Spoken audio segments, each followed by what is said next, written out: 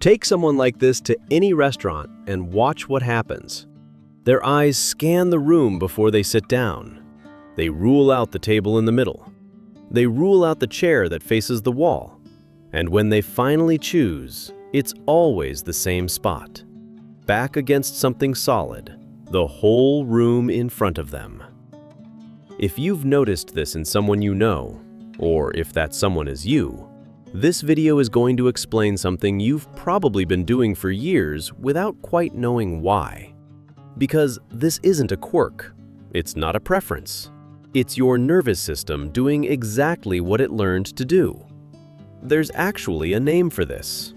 Researchers who study human behavior in physical spaces call it refuge positioning. The idea is that humans, like most mammals, feel safer when they have something solid behind them and an unobstructed view of what's in front. What's interesting is that this isn't just a preference. When someone with this tendency sits in a position that doesn't give them that backing, there are measurable physiological responses. Cortisol levels tick up slightly, heart rate increases, the muscles in the neck and shoulders tighten. The body is literally running at a higher level of alert. Not panic, just active vigilance. And that costs energy. The question is, why does this happen to some people with so much more intensity than others? There are 4 explanations, and they say more about who you are than you might expect. The first one goes back the furthest. It's called background hypervigilance. The autonomic nervous system has a constant background function that most people never consciously register. It's scanning the environment for potential threats. It's automatic, inherited, running below the threshold of awareness, always on. In some people, that scanner runs at a higher sensitivity than usual. Not necessarily because something dramatic happened to them, but because that's how their nervous system is calibrated. More sensitive, more attentive, more alert by default.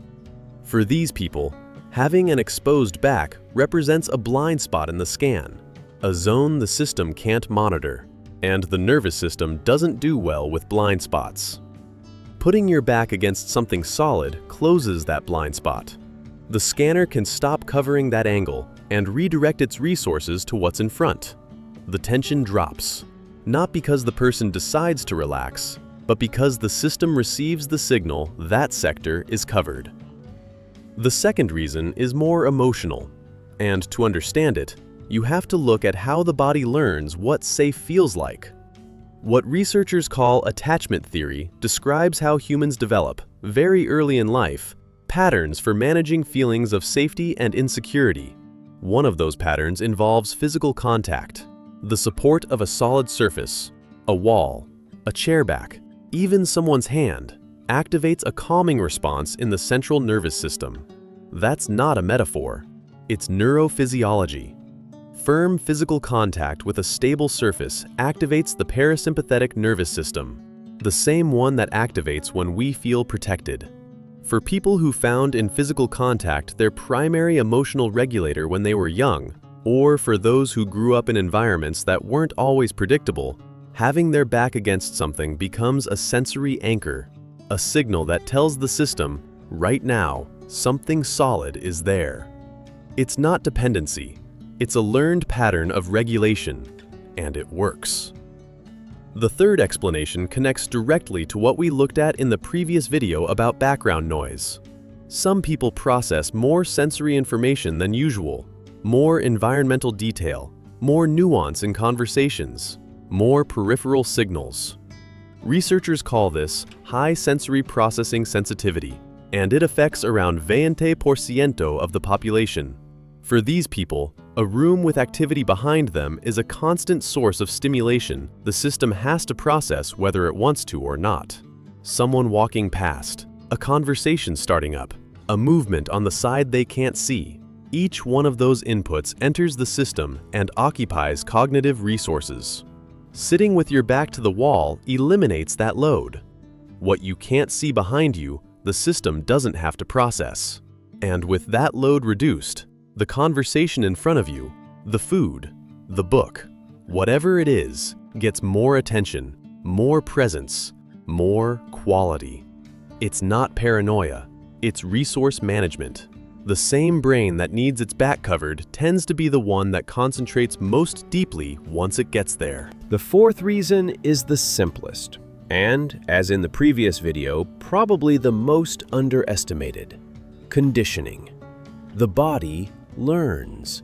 Every time someone with this tendency sits with their back against something solid, and the experience goes well, the conversation flows, the food tastes better, the meeting runs calm. The nervous system registers that association. Back covered equals situation that works out. Over time, that association becomes a trigger. The brain doesn't wait to check whether a place is safe. It anticipates. And in the anticipation, it's already starting to adjust the physiological state.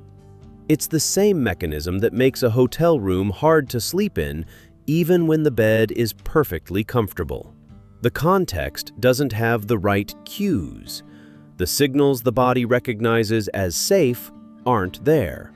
For someone with this preference, the right room, the right table, the right seat, these aren't fussiness.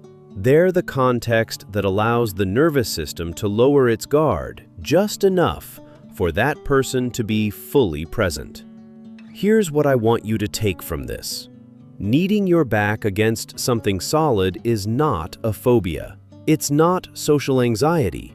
It's not something to fix or something to hide.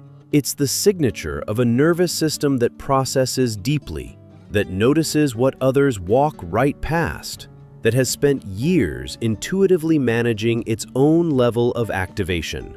Background hypervigilance, attachment patterns, high sensory processing sensitivity, conditioning. All of these are characteristics of minds that don't take their environment lightly. And yes, sometimes that means arriving at the restaurant early so you can pick your seat, positioning yourself at meetings so the door isn't behind you, looking for the aisle seat at the cinema. But it also means that when you're in the right spot, back covered, full view ahead, you're completely there, more present than most people in the room. That's not a weakness. That's how your system works when it has what it needs. Do you recognize this pattern in yourself or in someone you know? Tell me in the comments. And if there's someone in your life who always picks the same seat, this might be worth sending their way.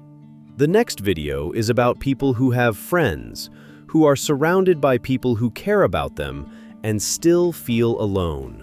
If the idea of a nervous system that never fully lowers its guard landed for you, that one goes a layer deeper. It connects to this in ways that might surprise you. I'll see you there.